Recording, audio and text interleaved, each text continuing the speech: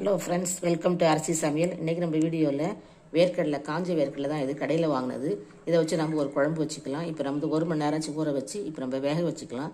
Pressure cooker பண்ண வேணாம், சாதாரண ஓப்பனில் பண்ணுங்கள். கொஞ்சம் நேரத்தில் வெந்துடும், 10 நிமிஷம் கூட ஆகாது. ரொம்ப ப்ரெஷர் பண்ணி கொடுத்தீங்கன்னா ப்ரெஷர் குக்கரில் ரொம்ப குழுடாயிடும். இது நம்ம கடிச்சு சாப்பிட்ற மாதிரி இருக்கணும்.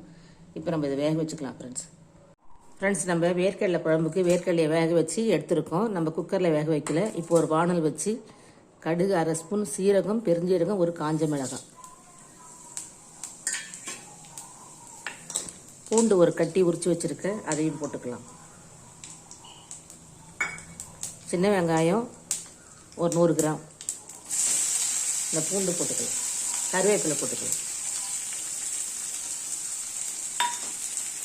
ஃப்ரெண்ட்ஸ், குழம்பு கொஞ்சம் உப்பு போட்டுக்கலாம். கடையில் உப்பு போட்டு வேக வச்சுருக்கேன், லேசாக போட்டுக்கலாம். கொஞ்சமாக மஞ்சள் தூள் போட்டுக்கலாம். 1/2 ஸ்பூன், சின்ன ஸ்பூனால் 1/2 ஸ்பூன் பெருங்காயம் போட்டுக்கலாம். இந்த கடலை பச்சை கடலையாக இருந்தால் அப்படியே கூட குழம்பு வைக்கலாம். ஏன்னா நம்ம பச்சையை அப்படியே சாப்பிடுவோம். இது காஞ்ச கடலை, கடையில் வாங்கினது. பச்சை கடலை நான் காலி பண்ணிட்டேன் வீட்டில் அதெல்லாம். இப்போ நம்ம தக்காளி, இந்த மிக்ஸி ஜாரில் 2 தக்காளியும் ஒரு வெங்காயமும் அரைச்சி வச்சுருக்கேன், பெரிய வெங்காயம். 2 தக்காளி, ஒரு வெங்காயம். இப்போ அதையும் இதில் போட்டுக்கலாம்.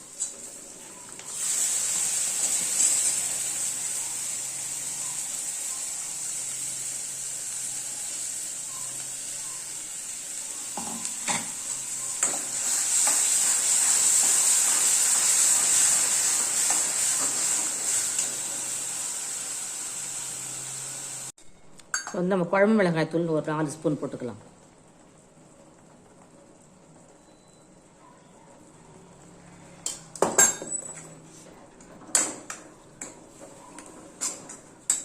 தக்காளி அரைச்ச மிக்ஸி ஜாராக ஊற்றிக்கலாம்.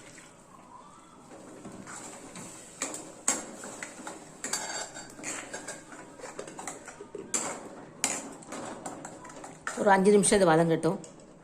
ஒரு பாதி எலுமிச்சை அளவு புளி கரைச்சி வச்சுருக்கேன், அதையும் ஊற்றிக்கலாம். இன்னும் கொஞ்சம் தண்ணி நம்ம மிக்ஸ் பண்ணிக்கலாம். நமக்கு தேவையான தண்ணி. இந்த தேங்காய் எதுவும் அரைச்சி ஊற்றலை இன்றைக்கி, அதனால் சிம்பிளாக வைக்கிறேன். இது ரொம்ப ஈஸியான குழம்பு. இந்த வேர்க்கடலை நம்ம வேகலாம் கூட பரவாயில்ல, அப்படியே சாப்பிட்டுக்கலாம். வேக வச்சாச்சு, இருந்தாலும் கொஞ்சம் நறுக்கு இருந்தால் நல்லாயிருக்கும். ரொம்ப குழஞ்சிடக்கூடாது. தண்ணி ரொம்ப குழம்பு திக்காக இருக்குது. இன்னும் கொஞ்சம் 1 டம்ளர் தண்ணி ஊற்றிக்கலாம். அவிச்சு வேர்க்கடலையும் அதில் போட்டுக்கலாம். என்கிட்ட பெருசாக அதில் தண்ணி இல்லை, கரெக்டாக ஆகிடுச்சு.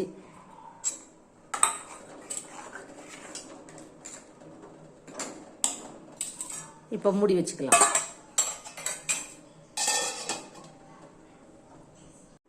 ஃப்ரெண்ட்ஸ், இப்போ நம்ம குழம்பு நல்லா கொதிச்சிருச்சு, திக்காகிடுச்சு பாருங்கள். இப்போ வந்து நம்ம வெல்லம், நாட்டு சர்க்கரை 1 ஸ்பூன் போட்டுக்கலாம். நல்லா புளிப்பு காரமாக இருக்குது. இப்போ வந்து மல்லி இலை கொஞ்சமாக, என்கிட்ட கருவேப்பிலை இல்லை, பச்சை கருவேப்பிலை போட்டால் நல்ல வாசனையாக இருக்கும்.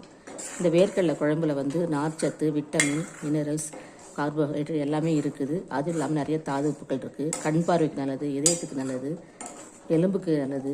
இப்படி நிறைய சொல்லிக்கிட்டே போகலாம். எல்லாருக்கும் வேர்க்கடலையை பற்றி ரொம்ப தெரிஞ்சிருக்கும். இது இல்லாமல் நமக்கு வந்து இதயத்தையும் நமக்கு பலப்படுத்துது, ரத்தத்தை குறைக்கிறது. நல்ல கொழுப்பு அதிகமாக இருக்கிறதால நம்ம இதயம் ஆரோக்கியமாகுது.